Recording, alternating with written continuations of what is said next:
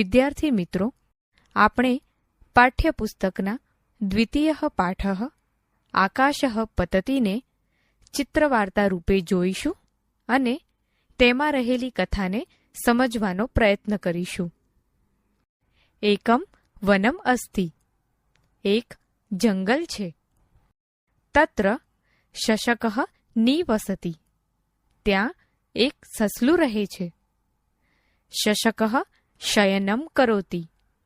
સસલું સૂઈ રહ્યું છે. પર્ણમ પતતિ. પાંદડું પડે છે. શશકઃ ભીતઃ ભવતિ. સસલું ડરી જાય છે. શશકઃ ધાવતિ. સસલું દોડે છે. શૃગાલઃ આગચ્છતિ. શિયાળ આવે છે. શૃગાલભ્રાતઃ ધાવતુ. શિયાળભાઈ દોડો. આકાશઃ પતતિ. આકાશ પડ્યું છે. શશકઃ ધાવતિ. સસલું દોડે છે. શૃગાલઃ અનુધાવતિ. શિયાળ તેની પાછળ દોડે છે. વાનરઃ આગચ્છતિ. એટલામાં વાંદરો આવે છે. વાનરભ્રાતઃ ધાવતુ. વાંદરાભાઈ દોડો. આકાશઃ પતતિ. આકાશ પડ્યું છે.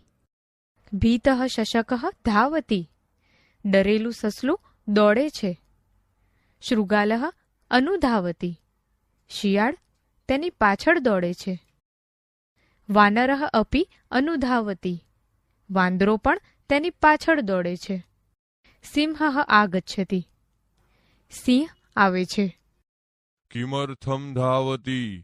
કેમ દોડો છો? સિંહભ્રાતઃ ધાવતુ. આકાશઃ પતતિ. સિંહભાઈ દોડો. આકાશ પડ્યું છે. આકાશઃ પતતિ વા? આકાશ પડ્યું છે?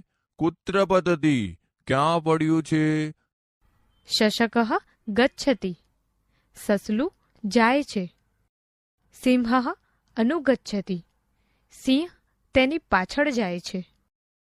શશકઃ વૃક્ષ સમીપમ આગચ્છતિ. સસલું વૃક્ષ પાસે આવે છે.